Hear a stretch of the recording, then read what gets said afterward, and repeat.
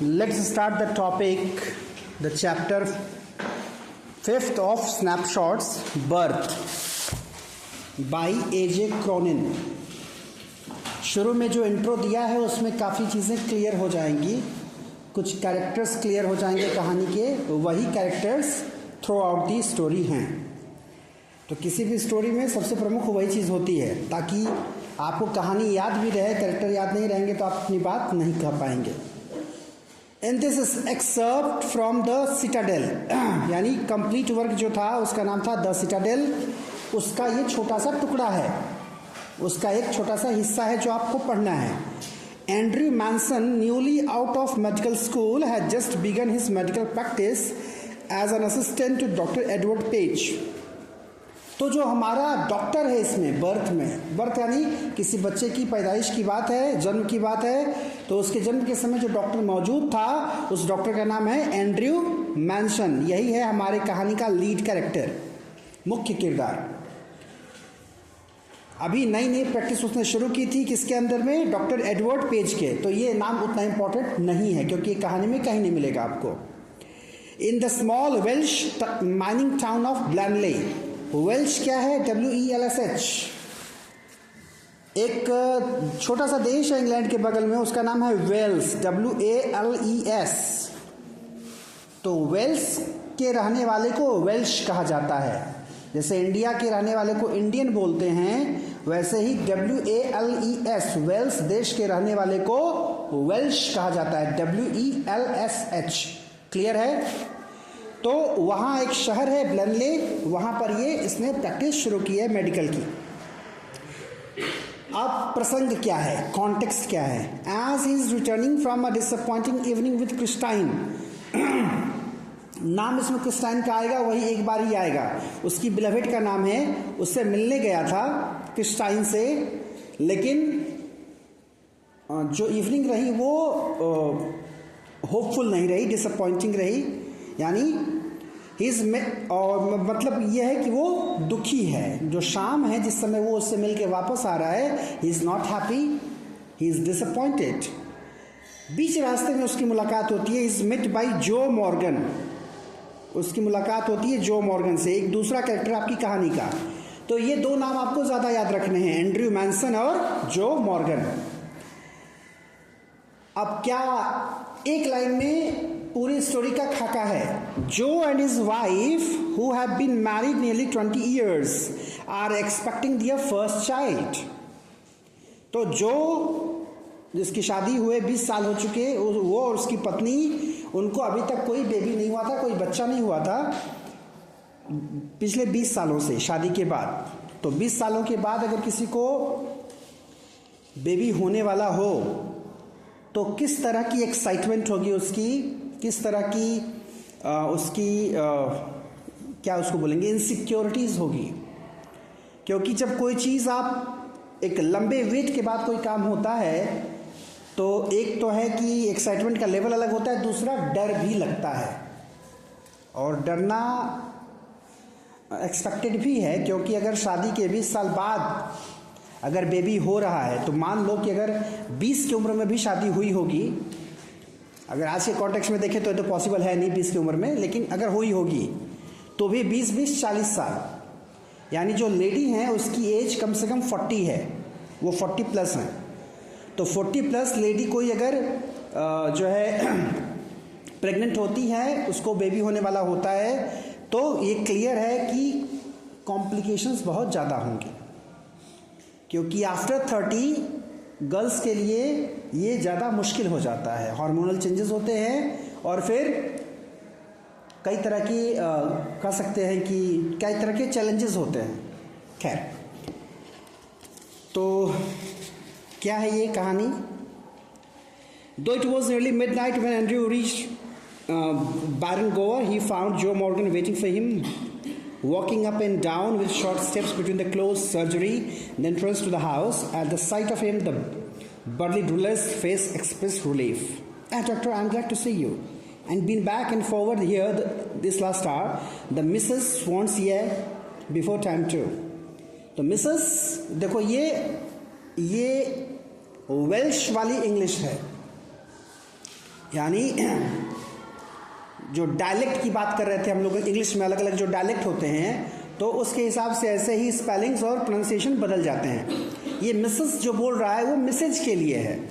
अगर वो कोई अंग्रेज होता तो मिसेज बोलता, लेकिन वो वेल्श है इसलिए वो मिसेस कह रहा है। और वंस ये मतलब you before time to.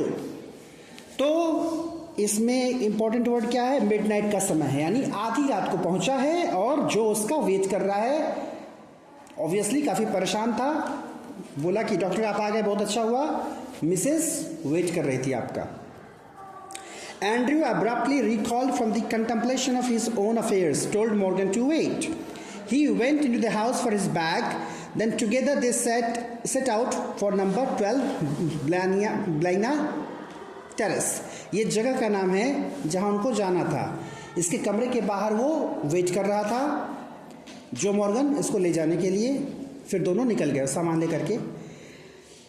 The night air was cool and deep with quiet mystery, usually so perceptive. Andrew now felt dull and listless.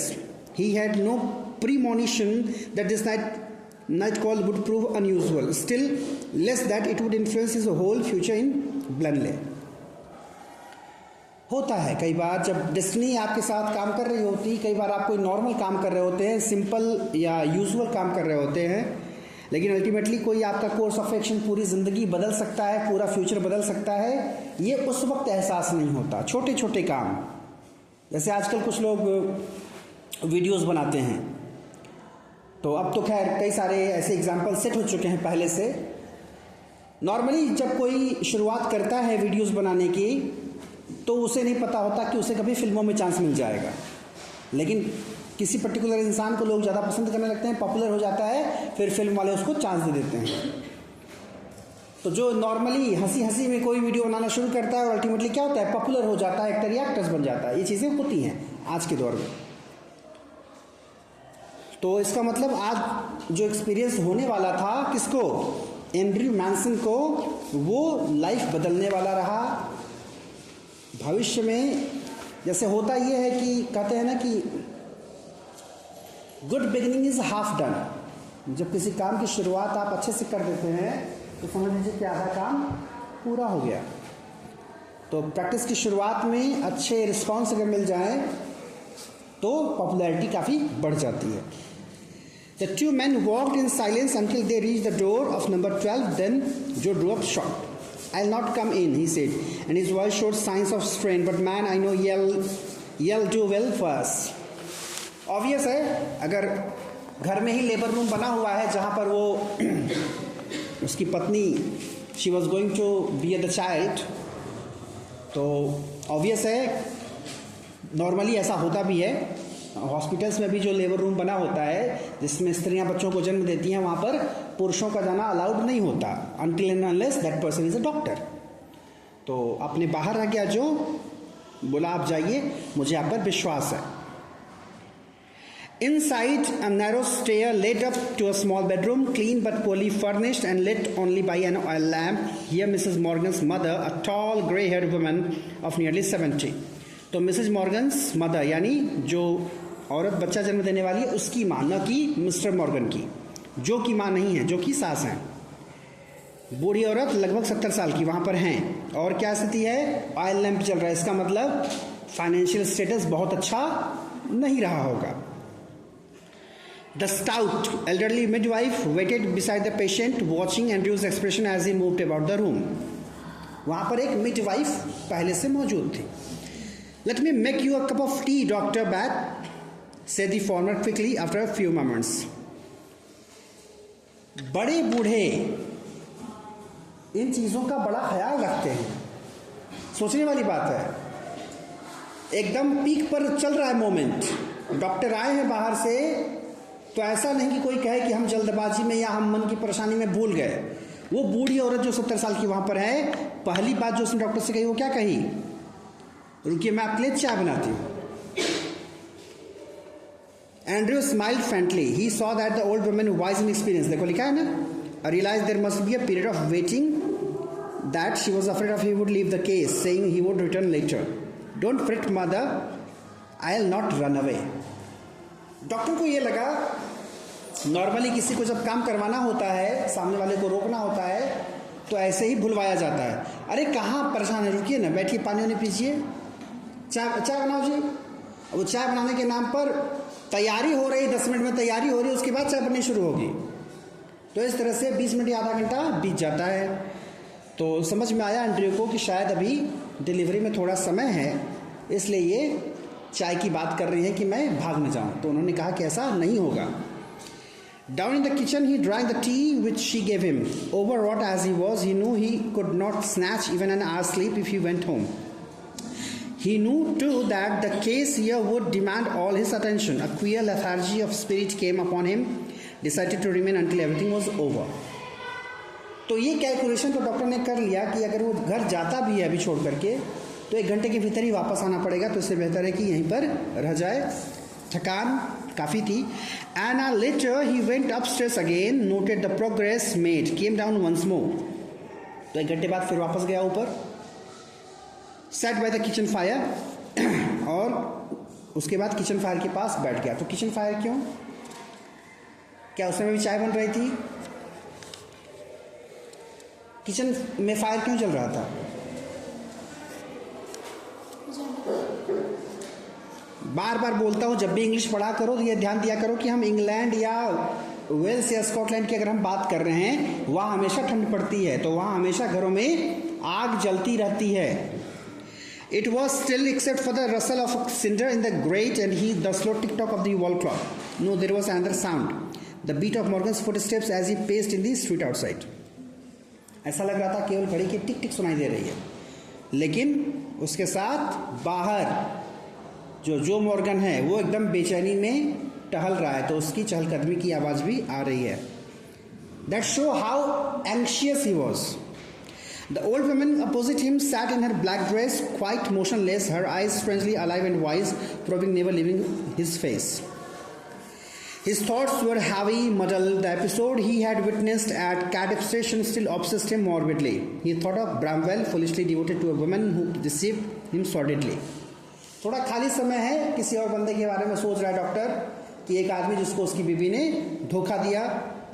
Of Edward Page bound to the Swedish Blodden of Danny, living unhappily apart from his wife.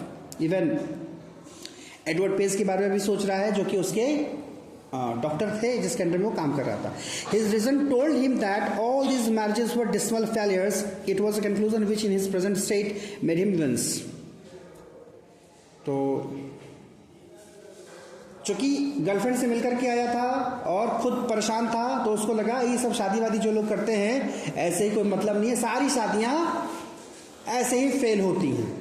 Normally होता क्या है कि ज़िंदगी के कुछ experiences को हम चावल के दानों की तरह ले लेते हैं। जब आप भात बनाते हैं तो आप हर चावल का दाना निकाल के नहीं चेक करते कि भात पका है कि नहीं। एक दो चेक किया, पता चल गया पूरा चावल पका है।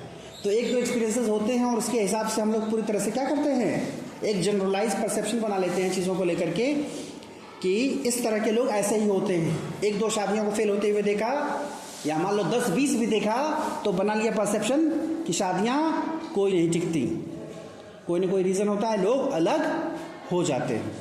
ख़ास करके आज के दौर में जब सोशल मीडिया से हर खबर आप तक पहुंच रही है, उधर तमिलनाडु में क्या हो रहा है, ए.आर. रहमान ने तलाक दे दिया, हम तक खबर आ गई। एक दौर था जब बॉलीवुड में कुछ जोड़े थे, उनका बड़ा एग्जाम्पल दिया जाता था, जैसे ऋतिक रोशन और क्या नाम था, सुजैन, या और एक दो ऐसी जोड़ियाँ जो काफ़ी लंबे समय से साथ में थी। फिर क्या हुआ, एक समय आया फिर उनका भी तलाक हो गया। तो इस तरह के बड़े बड़े लोग, अच्छा ये भी बात है। अब उस पर क्या होता है, जनरली ऐसी जब चीज़ें होती हैं तो फोकस में आती हैं औरतें, जैसे एलन मस्क जो दुनिया का सबसे अमीर आदमी है इस समय, उसका भी तलाक हो गया। तो कोई कितना भी अमीर हो, कोई कितना भी बुद्धिमान हो, शादियां नहीं टिकती। तो लोग ये कहते हैं कि समझ में नहीं आता औरतों को चाहिए क्या। मतलब आप एक परसेप्शन बना करके नहीं रह सकते, सबकी अपनी अपनी बातें होती हैं। लेकिन जो कहना है वो ये कि कभी भी अगर एक रिश्ता टूटता है, दो लोग अलग होते हैं, तो कमी दोनों में कुछ ना कुछ रही होगी, क्योंकि कॉम्प्रोमाइजेज दोनों को करने होते हैं, दोनों में से कोई एक नहीं करेगा तो फिर रिश्ता नहीं चलेगा। खैर, तो ये सारी बातें आसपास की सोचते हुए उसको लगा कि जिन मैरिजेस के बारे में उसको पता था, और ऑब्वियस है अगर प्रेजेंट कंडीशन उसकी वैसी नहीं होती तो वो ऐसा नहीं सोचता। वो नेगेटिव सोच रहा है इसलिए क्योंकि उसका पर्सनल एक्सपीरियंस खुद खराब है। नॉर्मली किसी का पर्सनल एक्सपीरियंस जब अलग होता है तो सामने वाला कहता नहीं नहीं ऐसी बात नहीं है, आपको ऐसा लगता है, आपका ये अनुभव है, ऐसा हर जगह नहीं होता, ऐसा सबके साथ नहीं होता। It was a conclusion which in his present state made him wince. He wished to consider marriage as an idyllic state. Yes, he could not otherwise consider it with the image of Christine before him. Her eyes shining towards him admitted no other conclusion. It was the conflict between his level, doubting mind and his overflowing heart which left him resentful and confused. जैसा सबके साथ होता है, mind और heart के बीच में आदमी confuse रहता है। माइंड कुछ और कहता है, हार्ट कुछ और कहता है। क्रिस्टाइन के बारे में सोच रहा है क्योंकि अभी वो फुर्सत में है, जब काम करेगा तो क्रिस्टाइन और एडवर्ड पे सब दिमाग से बाहर चले जाएंगे। He let his chin sink upon his chest, stretched out his legs, stared broodingly into the fire, remained like this so long, and his thoughts were so filled with Christine that he started when the old woman opposite suddenly addressed him. Her meditation had pursued a different course. तो खो गया था Christine के बारे में सोचते सोचते। अच्छा, क्रिस्टाइन का बस यही रूल है इसमें, क्रिस्टाइन कहीं आपको दिखेगी नहीं, वो केवल कहाँ है, एंड्रयू के दिमाग में। अचानक से वो औरत बोलती है, बताती है कि जो सुजैन, यहाँ पर जो मॉर्गन की वाइफ का नाम क्लियर हो गया, सुजैन अंडरलाइन कर लीजिए, said not to give her the chloroform if it would harm the baby. Chloroform सुंघाया जाता है बेहोश करने के लिए, तो उनका ये मानना था कि हम पीड़ा सह लेंगे, अगर क्लोरोफॉर्म से बेबी को नुकसान पहुंचेगा तो मुझे क्लोरोफॉर्म न सुंघाया जाए। She is awful set upon this child. Doctor batch, जैसे हम लोग डॉक्टर साहब कहते हैं, डॉक्टर साहब कहते हैं, उसी तरह से वहां पर क्या है, डॉक्टर बैच। Her old eyes warmed at a sudden thought, she added in a low tone, I fancy. तो इतना ज्यादा क्यों सोचना कि क्लोरोफॉर्म नहीं सूंघना है, क्योंकि 20 साल हो चुके हैं इंतजार करते करते, सभी बहुत ज्यादा उस चीज को लेकर के सतर्क है कहीं कोई गलती ना हो जाए। He collected himself with an effort. It won't do any harm. The anesthetic. He said kindly they'll be all right. तो उसने कहा कि ऐसा कुछ नहीं है, उससे बच्चे को कोई नुकसान नहीं पहुंचेगा। Here the nurse's voice was heard calling from the top landing. Andrew glanced at the clock which now showed 3:30. यानी 3:30 बज चुके हैं सुबह के जब नर्स ने आवाज दी।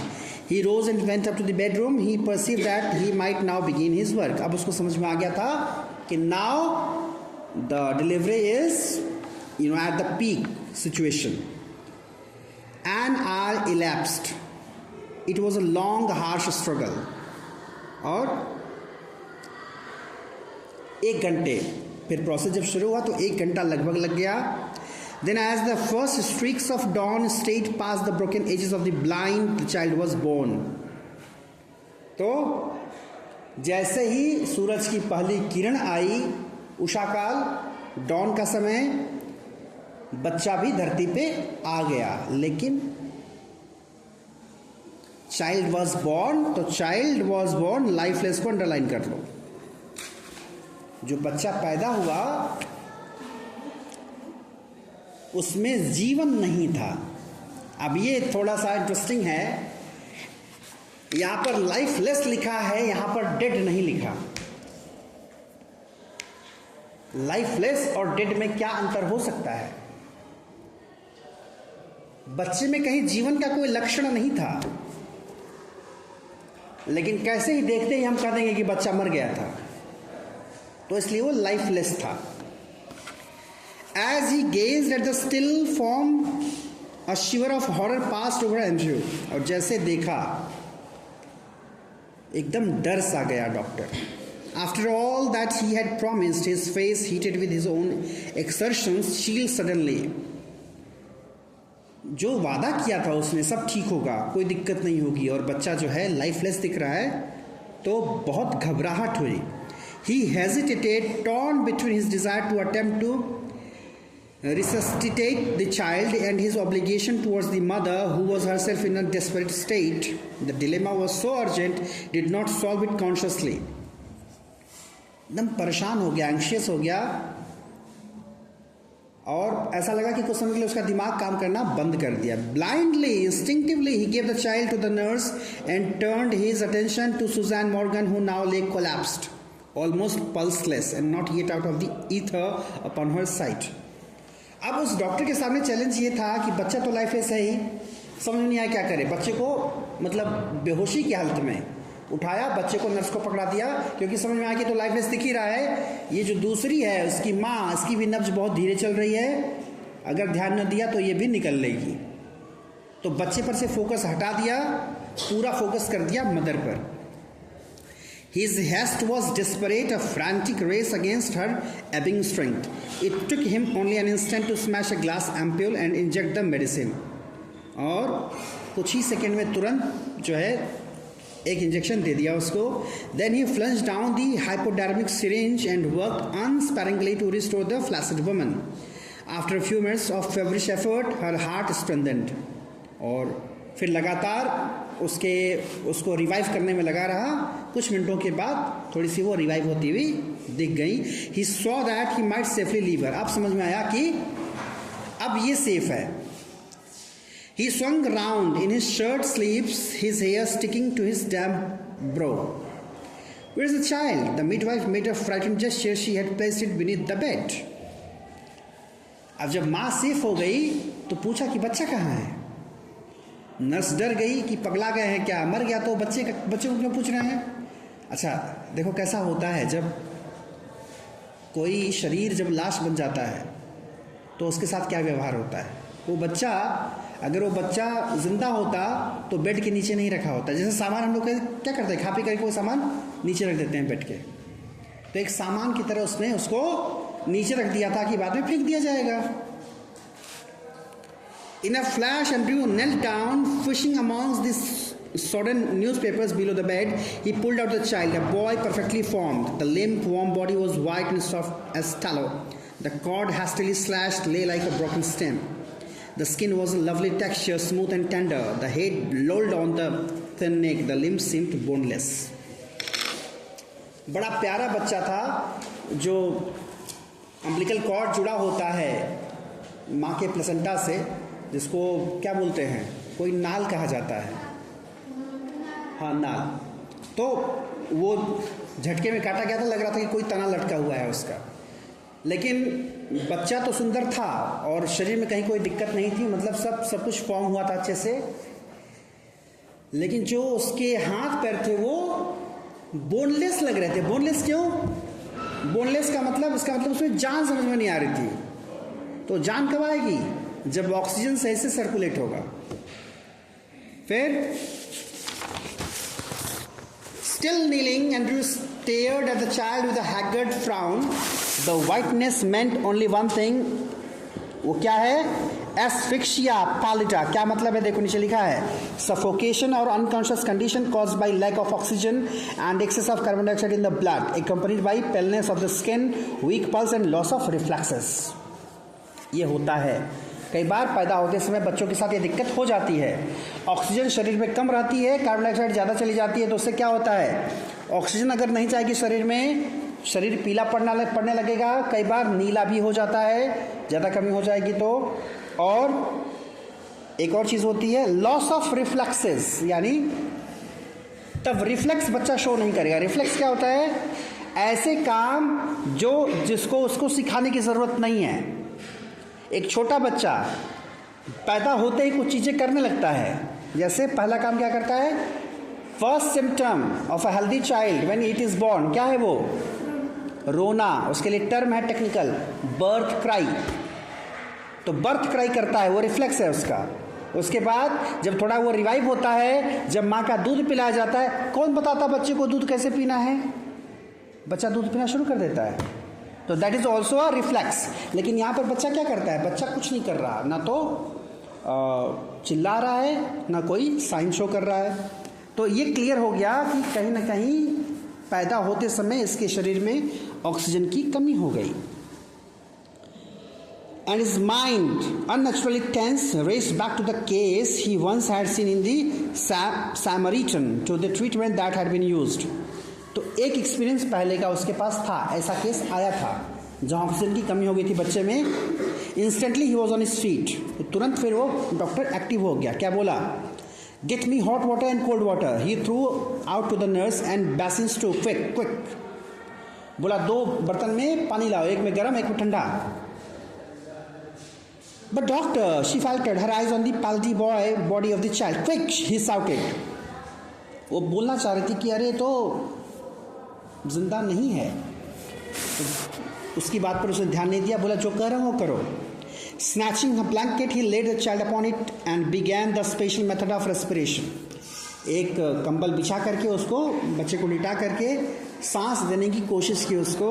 The basins arrived ever the big iron kettle. Frantically he splashed cold water into one basin. Into the other he mixed water as hot as his hand could bear.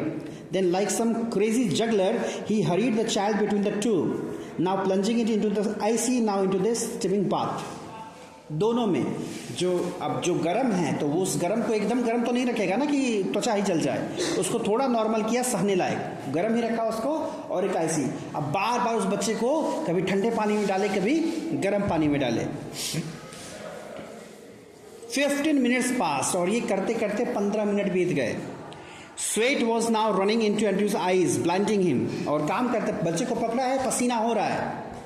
सोचो ठंड का समय है लेकिन काम ऐसा कर रहा है, पसीने से तरबतर है, जो है पसीने आंख पर आ रहे हैं लेकिन उसको हटाने के लिए समय नहीं है. One of his lips hung down, dripping. His breath came pantingly, but no breath came from the lax body of the child. ये बेचारा काम करते करते हाँफ रहा है लेकिन बच्चे में जान नहीं दिखी. A desperate sense of defeat passed on him, a raging hopelessness. तब धीरे धीरे इसकी भी आशा खत्म होने लगी. He felt the midwife watching him in stark consternation while they pressed back against the wall where she had all the time remained, her hand pressed to her throat, uttering no sound, her eyes burning upon him, was the old woman. He remembered her longing for a grandchild as good as he had been her daughter's longing for this child, all dashed away now, futile beyond remedy. देख रहा है, nurse भी पूरी तरह से ध्यान दी है उस पर. वो बूढ़ी औरत जो चाहती थी कि ठीक ठाक ग्रैंड बेबी हो जाए, लेकिन अब समझ में आ रहा है कि अब इस बच्चे का कोई उपचार नहीं दिख रहा. The floor was now a draggled mess. Stumbling over a sopping towel, Andrew almost drop the child. इतना ऐसी जल्दबाजी में जैसा लगा कि हाथ से बच्चा छूट जाएगा. Which was now wet and slippery in his hand like a strange white fish. For mercy sake doctor, it's stillborn. तो फिर बोले कि भगवान के लिए रुक जाइए डॉक्टर, बच्चा क्या है? Still born. स्टिल बॉर्न का मतलब होता है जो मरा ही पैदा होता है, उसको कहते हैं stillborn. Andrew did not heed her, लेकिन उसने ध्यान नहीं दिया. beaten, despairing, having labored in vain for half an hour, he still persisted in one last effort. आधे घंटे तक लगा था, कोई रिजल्ट नहीं.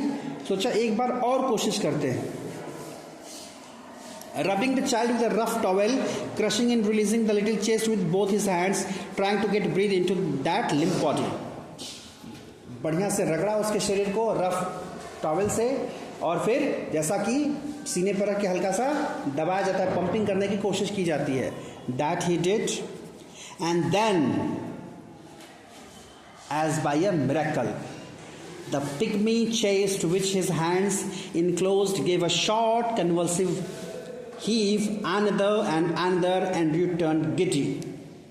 और सोचो जहाँ कहीं कोई लाइफ नहीं और अचानक से वहाँ पर धड़कन महसूस होने लगी, और धीरे धीरे वो धड़कन तेज होकर के स्टेबल हो गई.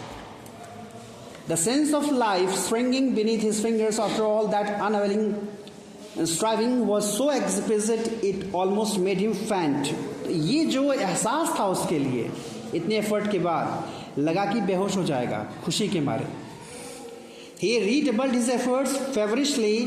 ऐसा लग रहा है कि वो बुखार में है लेकिन वो अपना एफर्ट पूरा लगाया जा रहा था. It almost made him the child was gasping now deeper and deeper. Bubble of mucus came from one tiny nostril. तो ऐसे में क्या होता है, कहीं ना कहीं रेस्पिरेशन का जो सिस्टम है वो ब्लॉक हो जाता है, कभी गंदगी चली जाती है तो नाक से म्यूकस निकल के बाहर आया, जो गंदगी जिसने रोक रखा था उसके प्रोसेस को। Joyful iridescent bubble, the limbs were no longer boneless. और मैंने कहा ना, जैसे ऑक्सीजन आएगा वैसे ही वो जो बोनलेस रहेगा वो उसमें जान आ जाएगी, तो उसमें वो बोनलेस अब नहीं रहा। The head no longer lay back spinelessly. जब कोई मरता तो क्या होता है, जैसे सिर्फ ऐसे ऐसे हो जाए, क्योंकि जान नहीं होती। ये सब ऑक्सीजन का खेल है। पूरा जो शरीर है, नॉर्मली बचपन में अगर तुम लोगों ने पढ़ा होगा श्वसन, तो सांस लेना, ऐसा लगता होगा कि सांस लेना का प्रोसेस बस वही है कि आपने ऑक्सीजन लिया, कार्बन डाइऑक्साइड छोड़ा। जब फर्दर आप पढ़ते हैं तो जानते हैं कि वो आप सांस लेते क्यों हैं। वो जो आप सांस लेते हैं ऑक्सीजन केवल फेफड़े तक नहीं रहता, वो आपके हर बॉडी के हर सेल तक पहुंचता है। जिस सेल तक वो नहीं पहुंचेगा फिर वहां पर जो है लाइफ खत्म हो जाएगी। ब्लड में जो आप पढ़ते हैं ना हीमोग्लोबिन, ऑक्सी हीमोग्लोबिन पढ़ते हो, तो जो ऑक्सीजन रहता है वही पूरा जो है आपको संभाले हुए रहता है। और यही कारण है ना कि जब आप कभी ऑक्सीजन की कमी होने लगती है, सफोकेशन होने लगता है, पूरी बॉडी आपकी धीरे धीरे आपको जवाब देने लगती है, आप फेंट हो जाते हैं, बेहोश हो जाते हैं। The blanched skin was slowly turning pink. और अब शरीर, चूंकि जैसे ही ऑक्सीजन का सर्कुलेशन शुरू तो ब्लड सर्कुलेशन अच्छे से होने लगेगा, तो वो छोटा बच्चा है तो ऑब्वियस है कि वो फिर हल्की गुलाबीपन उसके शरीर में वो दिखने लगेगा उसके स्किन से। Then explicitly came the child's cry. और फिर जो पहला सिम्पटम जो जरूरी होता है, बच्चा रोने लगा। और इस रोने के बारे में ही कहा जाता है कि यही वो क्राई होती है, पहली बार जब बच्चा रोता है तो माँ हंसती है, for the first time. Dear father in heaven, the nurse soft historically, it's come alive. तो अब नर्स भी उसने ईश्वर को याद किया और बोली ये तो जिंदा हो गया। सच्चाई यह है कि वो मरा नहीं था, वो पूरी तरह से अनकॉन्शियस था। अगर एफर्ट नहीं लगाया जाता तो वो नहीं बचता। Andrew handed her the child. He felt weak and desert. About him in the room lay in a shuddering litter blankets, towels, basins, soiled instruments, the hypodermic syringe impaled by its point in the linoleum, the ewer knocked over, the kettle on its side in a puddle of water. Upon the huddled bed, the mother still dreamed her way quietly through the anesthetic. सारा सामान वैसे बिखरा पड़ा, आप कौन किसको परवाह है उसकी। दोनों सेफ हैं, माँ धीरे धीरे कॉन्शियस हो रही है। The old woman still stood against the wall but her hands were together, her lips moved without sound, she was praying. अनुभव कितनी बड़ी चीज होती है, जो आपको बड़ा से बड़ा सदमा बर्दाश्त करने की ताकत देती है। जब आपको लगता है कि आप कुछ नहीं कर पाते तो आप क्या करेंगे। वो बूढ़ी और उसको पता है कि only one thing that she could do was to pray to God. तो इस पूरे दौर में देखा, नर्स ने बोला लेकिन उस औरत ने कुछ नहीं कहा था। She was doing just one thing, वो केवल प्रे कर रही थी और अभी भी वो प्रार्थना जारी थी उसकी। Mechanically Andrew wrung out his sleeve, pulled on his jacket. I'll fetch my bag later, nurse. He went downstairs through the kitchen into the scullery. His lips were dry. At the scullery he took a long drink of water. He reached for his hat and coat. बोला सामान बाद में ले जाऊंगा। नीचे गया, पानी पिया। Outside he found Joe standing on the pavement with a tense, expectant face. All right, Joe. Both all right. It was quite late, nearly 5 o'clock. तो जो प्रोसेस 3:30 से शुरू हुआ था वो 5 बजे खत्म हुआ। 5 बजे उसने गुड न्यूज दे दी बेबी के फादर को। A few miners were already in the streets, the first of the night shift moving out. As Andrew walked with them, spent and slow, his footfalls echoing with the others under the morning sky, he kept thinking blindly, oblivious to all other work he had done in blindly, I have done something, oh God, I have done something real at last. तो ये पूरा जो तमाम चिंताएं, लोगों की बातें और अपनी होपलेसनेस, अपना डिसअपॉइंटमेंट, इन सब के बीच जो उसको लगा कि उसने आज कुछ कर दिया और कुछ बड़ा किया, तो अब सारी नेगेटिविटी खत्म, he was restored to positivity after doing a great job. एक लाइफलेस बच्चे को लाइवली बना करके, and after gifting the parents a child that was much needed in last 20 years.